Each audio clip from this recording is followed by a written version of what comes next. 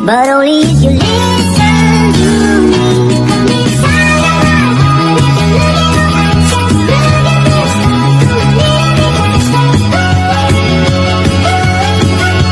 little bit closer.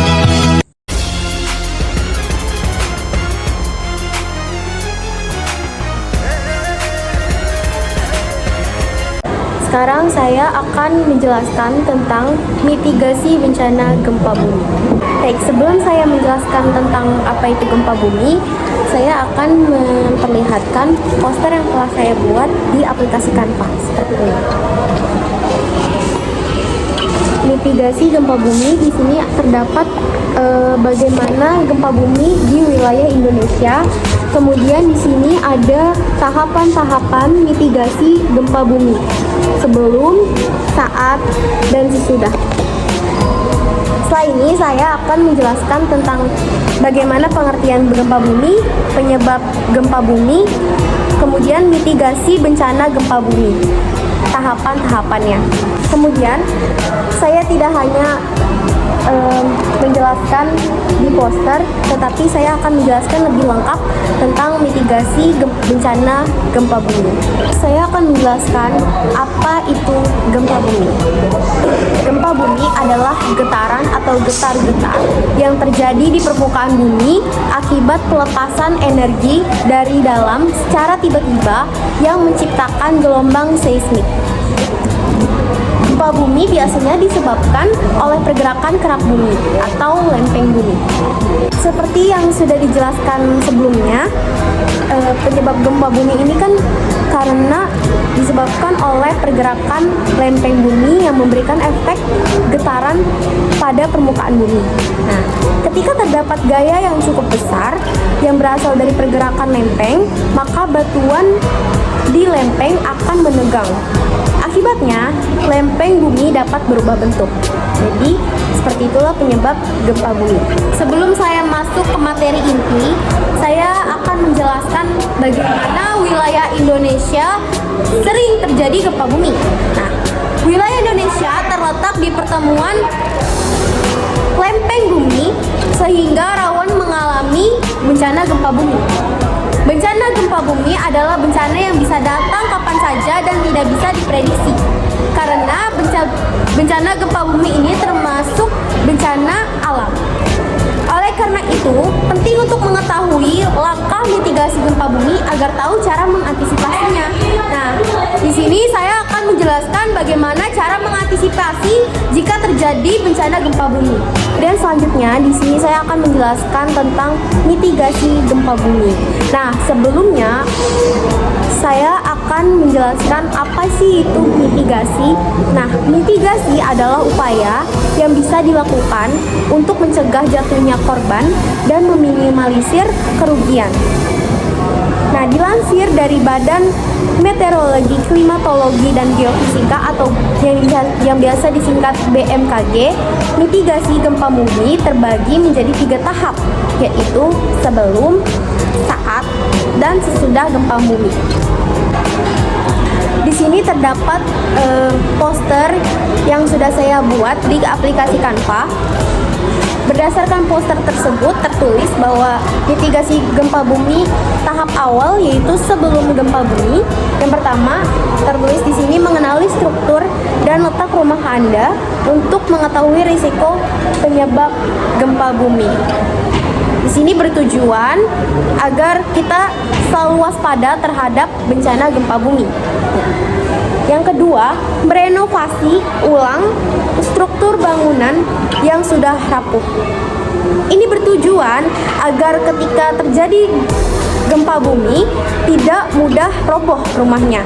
Nah, yang ketiga, posisikan perabotan menempel pada dinding dengan dipaku atau diikat untuk menghindari jatuh. Nah, ini juga bertujuan agar jika terjadi gempa bumi, maka barang-barang yang tertempel di dinding tidak mudah jatuh dan tidak menimbulkan kerusakan atau kerugian yang besar. Kemudian saya akan menjelaskan tidak berdasarkan dari poster, tapi saya akan menambahkan sendiri. Di sini hanya terdapat 3, maka saya akan menambahkan. Yang keempat itu mengetahui jalur evakuasi di tempat Anda sering berada, seperti rumah dan kantor, atau mungkin di sekolah bisa. Nah, pastikan Anda tahu jalur keluar seperti tangga darurat menuju tempat yang aman untuk berlindung. Nah, misalnya nih, saya di sekolah. Di sekolah, saya biasanya sering beraktivitas di sekolah, jadi kemungkinan kalau misalnya terjadi gempa bumi saat saya berada di sekolah, saya harus mengetahui jalur keluar seperti tangga. Jadi jika terjadi gempa bumi, saya bisa langsung keluar karena sudah mengetahui jalur evakuasinya segimana. Kemudian selanjutnya, berlatih untuk melakukan evakuasi serta menggunakan alat P3K. Nah, ini sangat penting dilakukan. Tidak hanya untuk gempa bumi saja, tapi di semua bencana untuk melakukan tahap mitigasi bencana, kita juga harus berlatih untuk melakukan evakuasi serta menggunakan alat P3K. Di sini menggunakan alat P3K ini bertujuan kalau misalnya kita terluka di saat kita menghadapi bencana, kita bisa dan kita ngerti cara menggunakan P3K. Nah, berarti untuk melakukan evakuasi juga sangat penting ya, karena jika mungkin terjadi bencana, suatu bencana, kita bisa mengerti bagaimana melakukan evakuasi lebih lanjut. Selanjutnya adalah mencatat nomor telepon penting yang bisa dihubungi jika terjadi gempa bumi. Misalnya seperti panggilan darurat yang ada di Indonesia, yaitu nomornya 119. Pokoknya pihak yang bisa membantu bagaimana cara memitigasi bencana gempa bumi ini.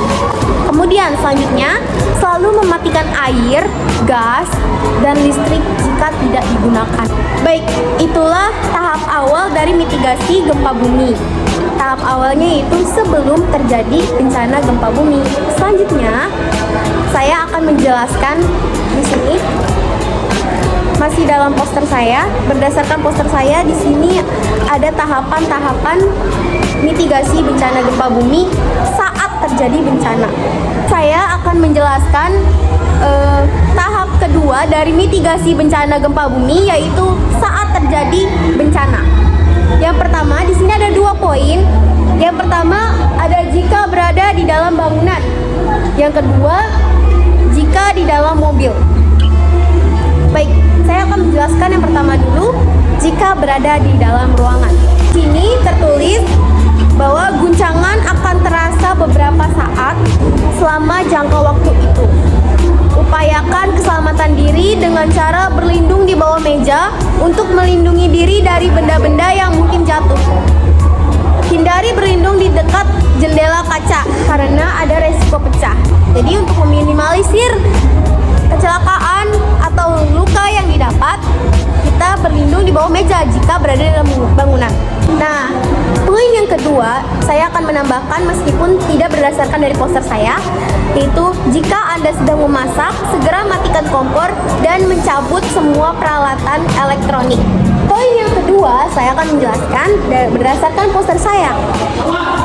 Yang kedua adalah jika di dalam mobil. Nah, jika kalian sedang berada di dalam mobil, kemudian terjadi gempa, maka segera menepi dan berhentilah, ya. Karena jika terus dipaksakan berjalan, kemungkinan jalan yang terkena guncangan gempa bumi akan rusak. Kemudian, ikuti instruksi petugas setempat atau cari informasi dari pihak berwenang apakah kondisi sudah aman atau belum. Kemungkinan yang kedua yaitu jika gempa terasa besar dan lama, waspada peringatan dini tsunami. Karena gempa bumi juga bisa memicu terjadinya tsunami. Terakhir, saya akan menjelaskan tahap ketiga atau tahap terakhir dari mitigasi bencana gempa bumi, yaitu setelah terjadi bencana gempa bumi.